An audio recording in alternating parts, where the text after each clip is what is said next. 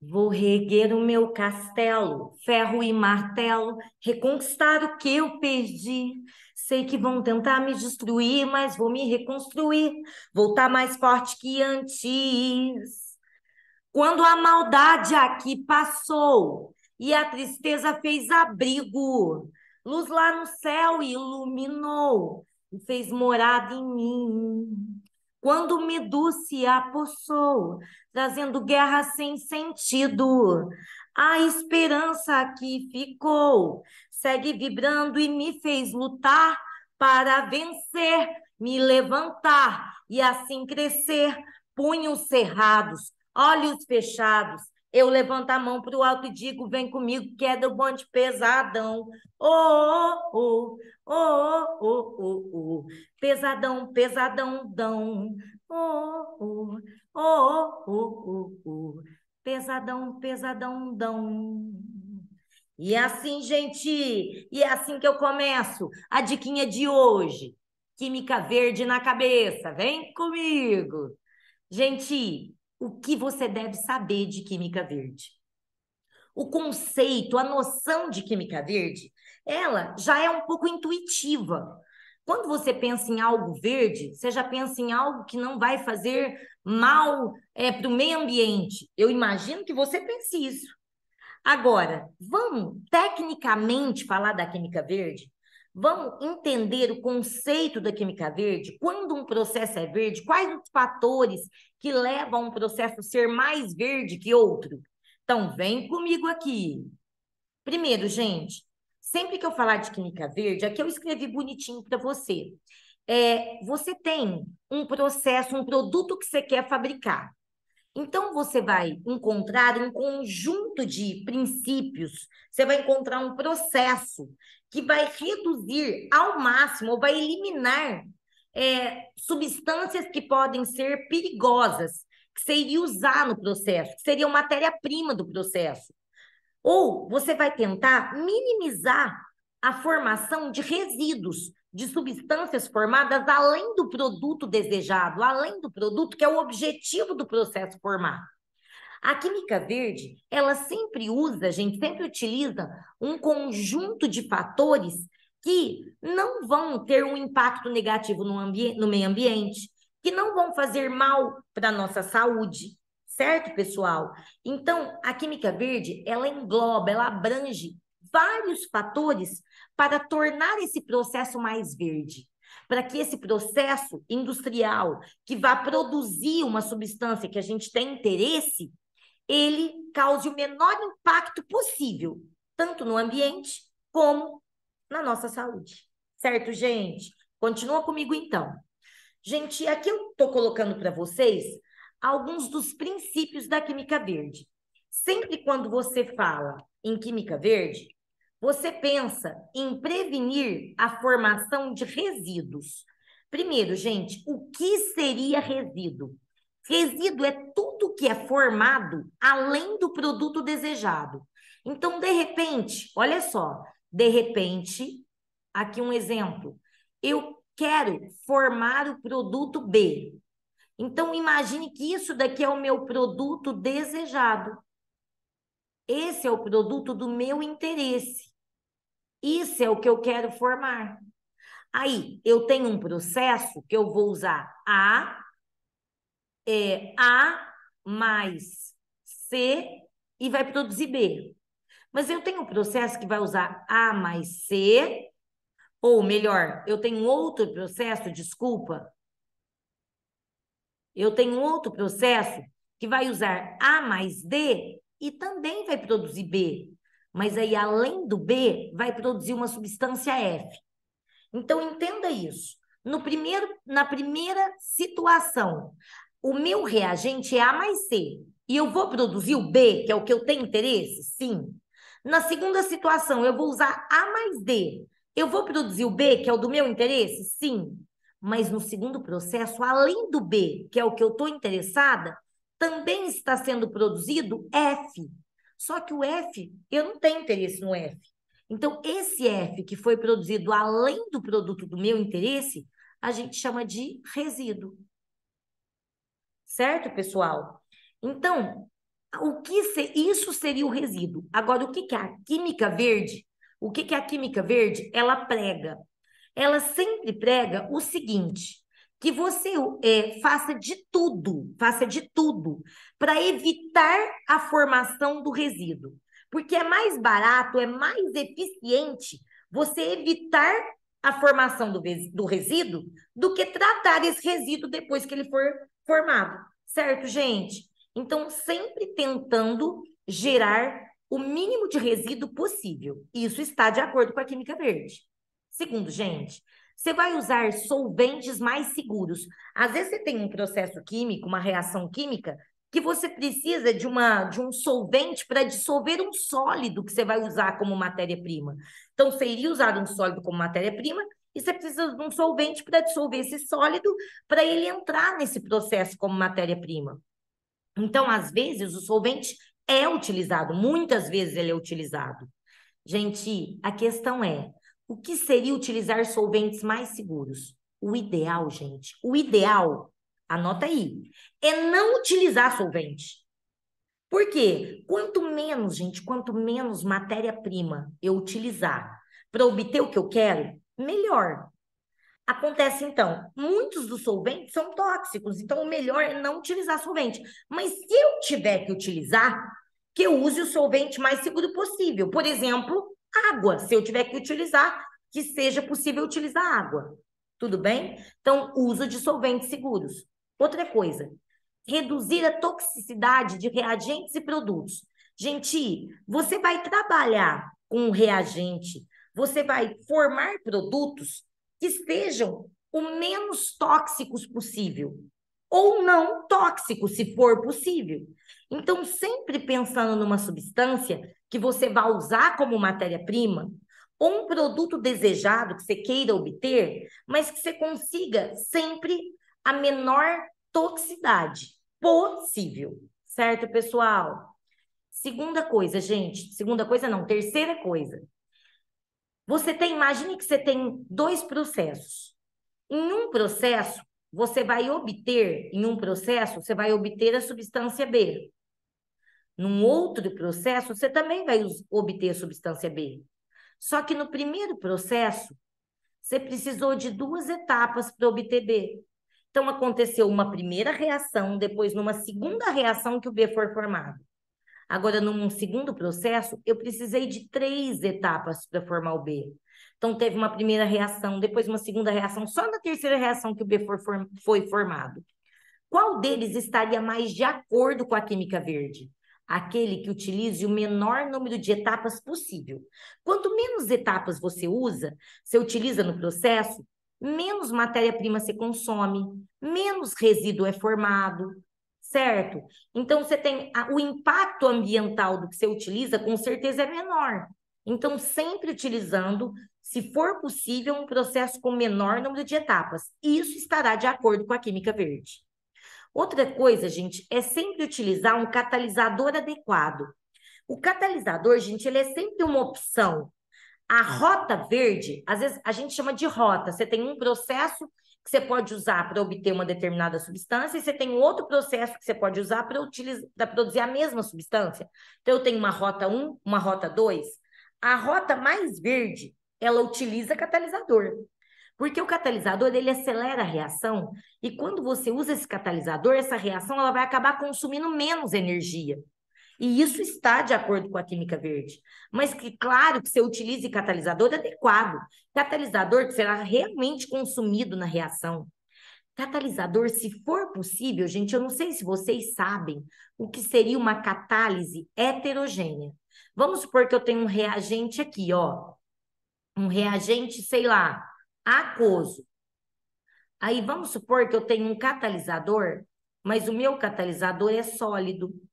Gente, sempre que o reagente e o catalisador, eles estão em estados físicos diferentes, que você terá um sistema heterogêneo, mas o sistema heterogêneo que eu estou falando, ele é formado heterogêneo. Ele foi formado pelo catalisador e o reagente.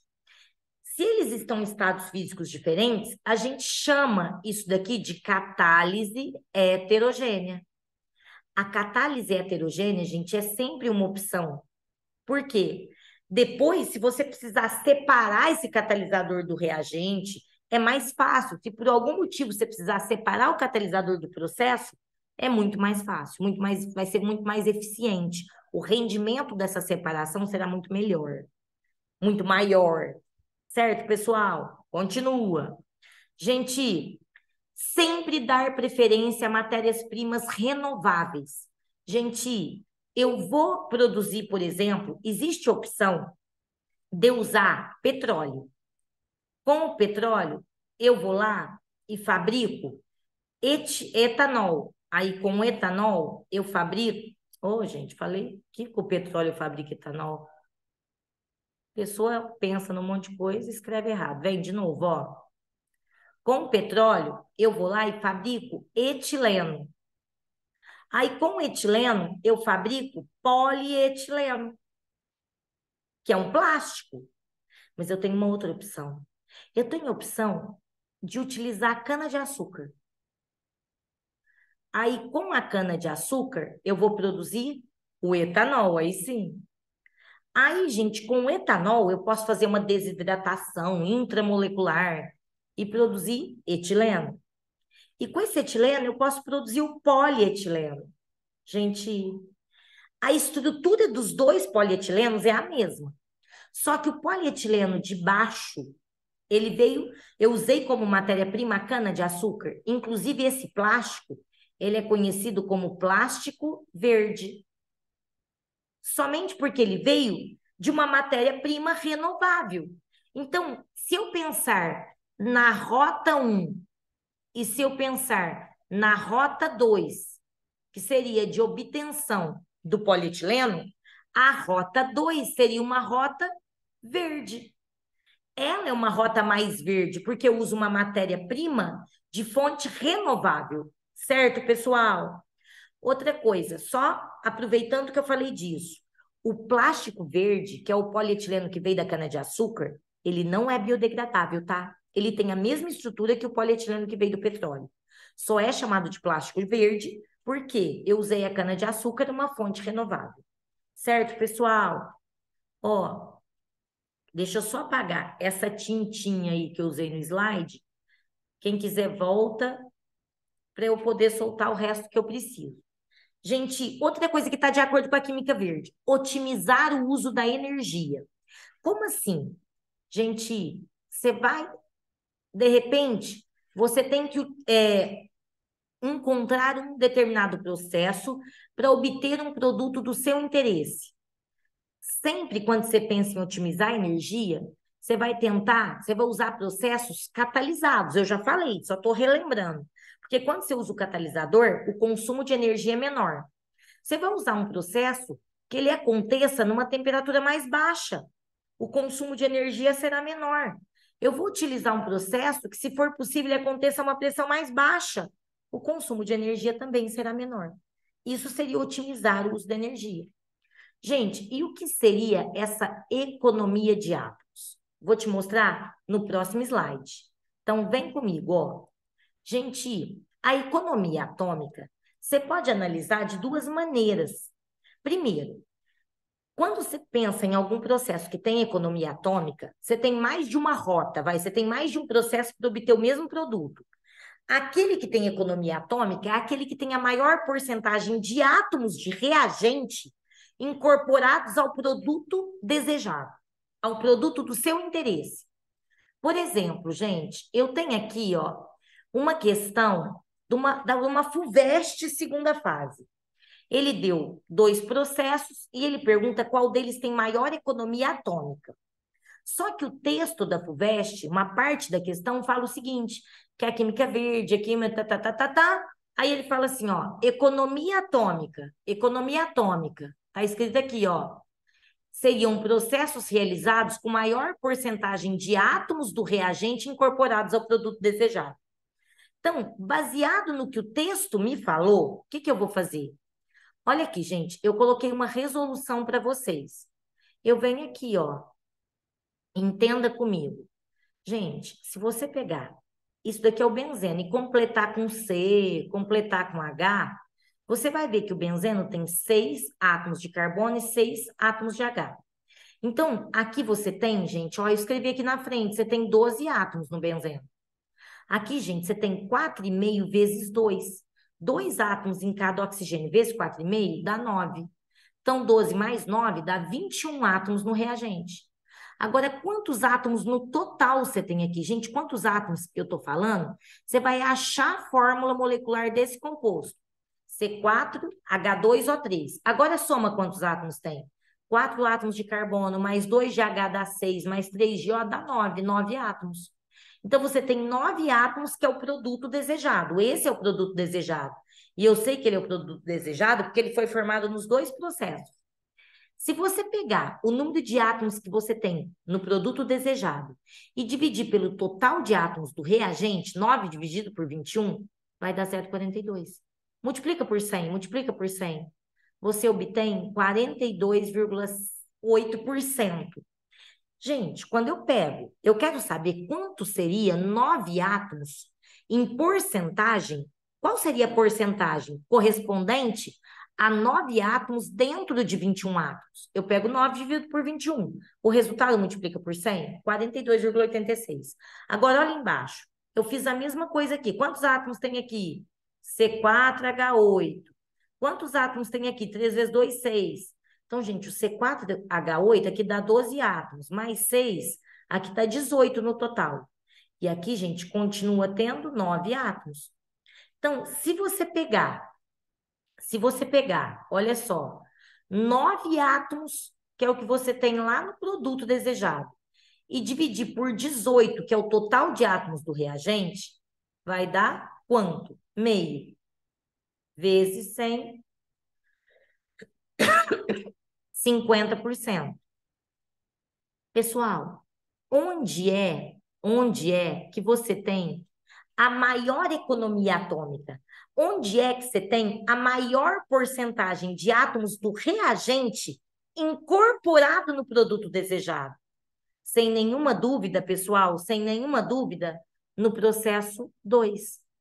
O processo 2, pessoal, é o processo com maior economia atômica. Por quê? Se eu pegar o total de átomos que você tem no reagente, o total de átomos que você tem no produto desejado, em cada processo, e dividir a quantidade de átomos do produto desejado pela quantidade total do reagente, aonde você tem a maior porcentagem é no processo 2. Então, o processo 2 é o de maior economia atômica.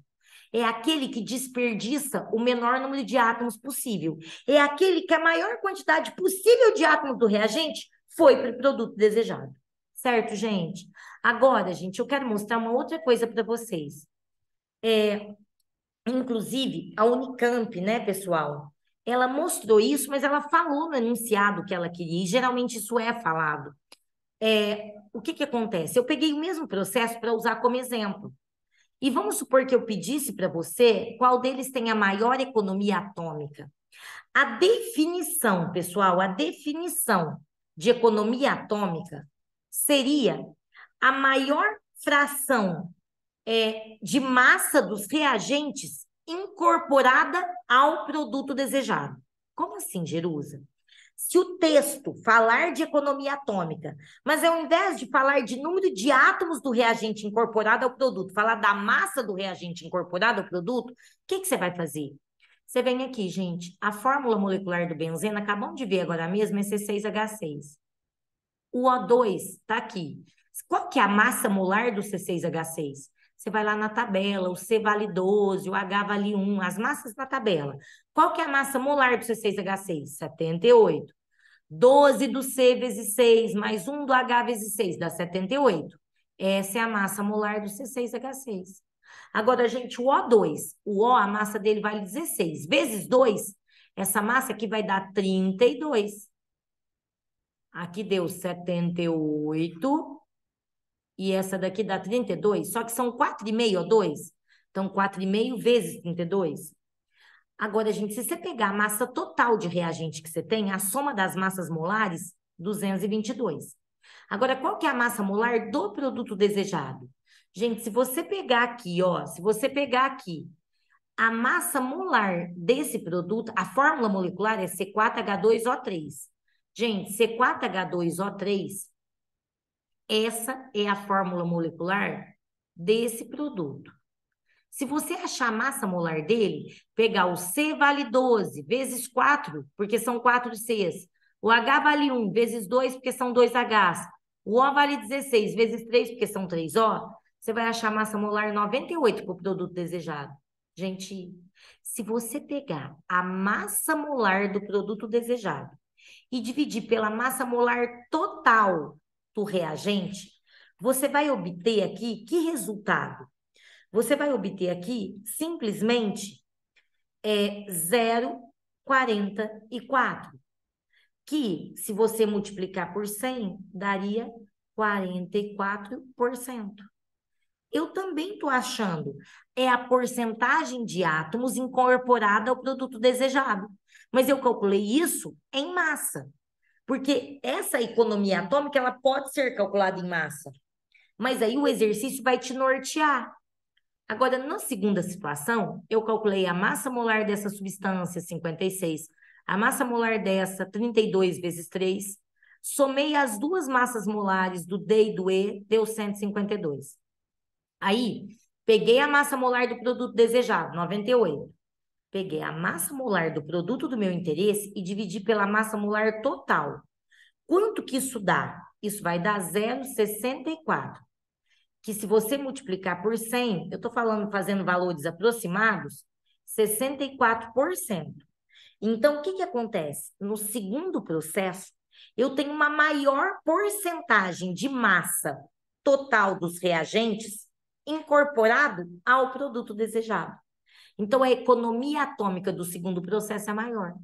Aqui eu fiz nessa segunda explicação, aqui nessa tela eu fiz de uma outra maneira, eu fiz utilizando a massa molar. E por que naquela primeira maneira, Jerusa, você fez olhando o número de átomos? Porque lá, meu amor, o exercício, a pergunta da FUVEST, ela definiu economia atômica falando do número de átomos. Qualquer coisa depois você volta lá para olhar. Tudo bem? Gente, agora faça alguns exercícios comigo, rapidinho, vem comigo. Olha esse exercício. Gente, ele te fala várias coisas da química verde que eu nem vou entrar em detalhes, e ele quer o seguinte: qual o perfil de um processo que segue todos os princípios desse ramo da química? Então, gente, qual que está mais de acordo com a química verde? Você pega o primeiro processo. No primeiro processo, ele está acontecendo a altas pressões. Gente, processo que acontece a altas pressões não otimiza energia. Quando eu quero otimizar a energia, eu tenho que usar baixas pressões. Na letra B, está falando que a reação vai ser muito endotérmica. Então, ela vai acontecer, ela vai absorver calor. Então, pessoal, se ela é muito endotérmica, ela vai consumir muita energia. Então, também não está de acordo com a química verde. Não vou usar nem a letra A, vai ser minha escolha, nem a letra B vai ser minha escolha. Letra C, a reação ocorre com o uso de um solvente orgânico. Gente, Jesus, mas esse solvente orgânico pode não ser tóxico. Tudo bem, gente, mas aqui ele está me dando uma reação genérica e ele fala que eu vou usar, nessa reação, utilizaria um solvente. O mais adequado é eu não usar solvente nenhum. Então, essa eu tenho tendência de eliminar, mas eu vou ver se tem um processo mais verde que esse. Olha a letra D. Na letra D, esse processo ocorre sob pressão atmosférica. Certo? Só que você percebe uma coisa? Nesse daqui, ó, 3AB, 3A mais 2B, produziu 2C. Aí o 2C produziu 3D mais 2E. Gente, aonde eu quero chegar? Na letra D, ele usou várias etapas, pessoal. Então, como ele usou várias etapas, eu prefiro escolher um processo que use o menor número de etapas. Agora, olha a letra E. Na letra E, gente, ele colocou uma etapa só, ele não falou nada de solvente, e ele está falando que vai usar um catalisador, que eu sou a favor do catalisador, porque o catalisador, ele faz com que o consumo de energia seja menor. E além disso, esse catalisador, ele não vai conter um metal tóxico. Certo, gente? Ele vai conter, na verdade, um metal não tóxico. Então, eu prefiro a letra E do que a C, porque esse solvente orgânico, ele geralmente é tóxico. Certo, pessoal? Então, sem nenhuma dúvida, eu fico com a letra E de elefante.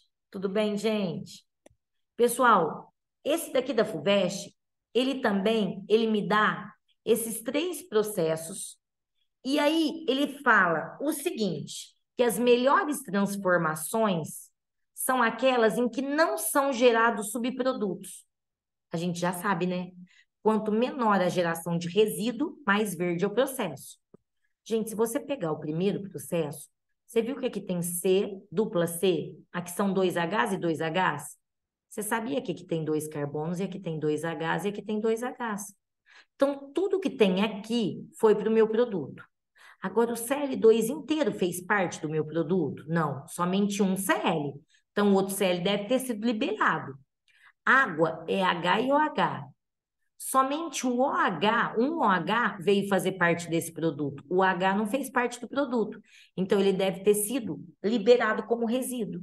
Então, o que que eu fiz? Eu analisei esses reagentes que eu tinha e percebi, fui analisar qual deles, qual parte deles foi fazer parte desse produto. Porque o que não está nesse produto que ele me mostrou, na verdade, foi liberado como resíduo. E eu percebi que um H e um Cl não estão nesse produto.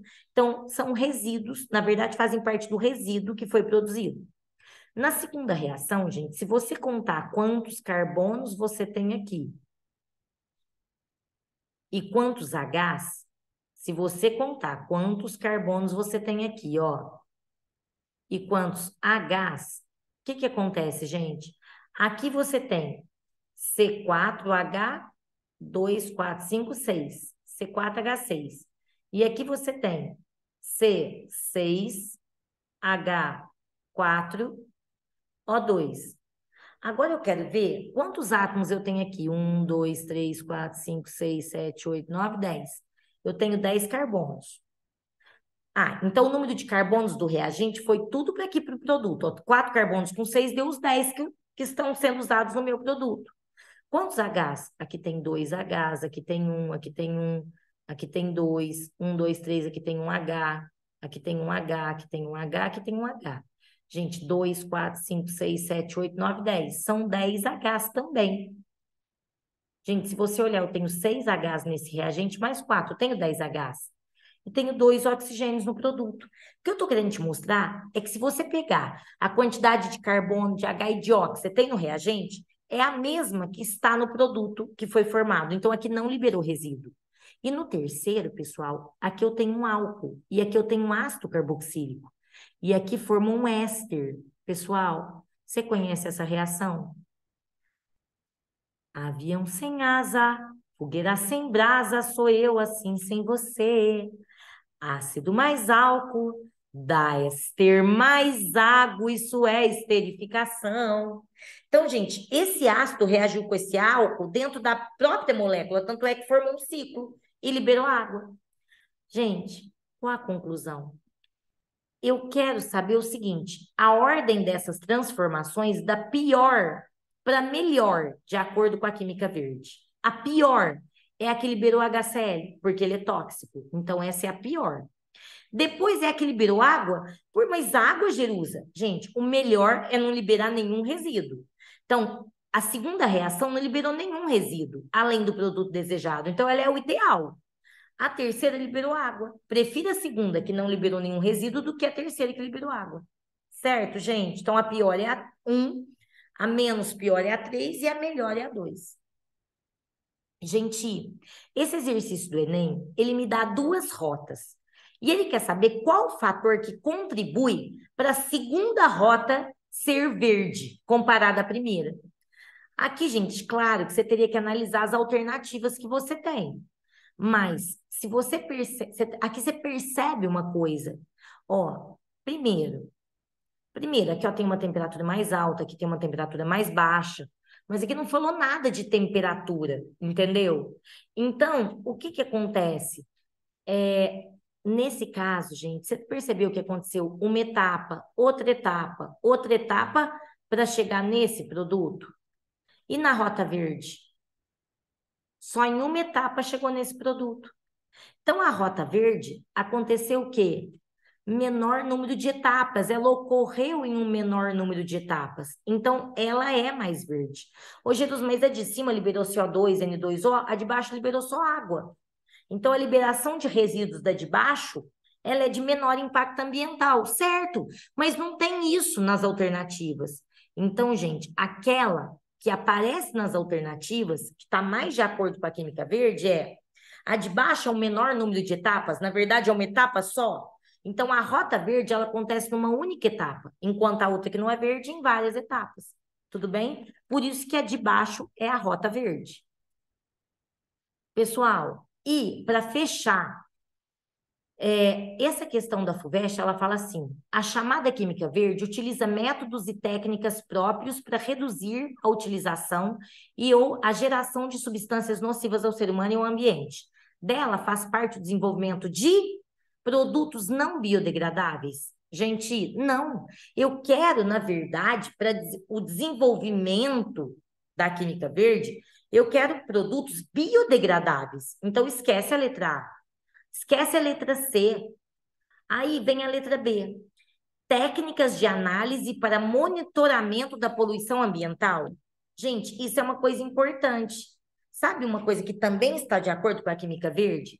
Se você puder monitorar o processo em tempo real, a chance, por exemplo, de acontecer um acidente e você poder monitorar e esse acidente ter o menor impacto é muito maior, certo, pessoal? Você verificar um risco que está ali evidente e você poder sanar aquele problema. Então, monitorar em tempo real, monitorar a poluição que pode acontecer, isso está de acordo com a química verde. Então, letra B, técnicas de análise para o monitoramento da poluição ambiental e processos catalíticos para reduzir a toxicidade de poluentes atmosféricos. Certo, gente? Um processo que eu vou usar catalisador que vai diminuir substâncias poluentes tóxicas. Perfeito. Resposta aqui, letra B. Certo, pessoal? Resposta letra B. A letra C, eu não vou escolher a letra A, porque está falando que eu vou usar produtos não biodegradáveis. Na letra B, vou formar, desculpa, produtos não biodegradáveis. Não. A letra D, o que vai estar de acordo com a química verde? Compostos orgânicos persistentes ao meio ambiente. Composto persistente ao meio ambiente é composto que não seria biodegradável. Também não quero a letra D. Letra E. Processos que utilizam derivados do petróleo, não, que não são biodegradáveis, também não quero a letra E. Então, a melhor, a mais adequada é a letra B de bom. Pessoal, eu quis te dar algumas dicas, quis fazer alguns exercícios para você sentir uma intimidade, para você chegar na sua prova e arrasar. Certo, gente? Beijinho no coração, tá? Da Jejequinha para você aí, viu? Fica com Deus. Tchau.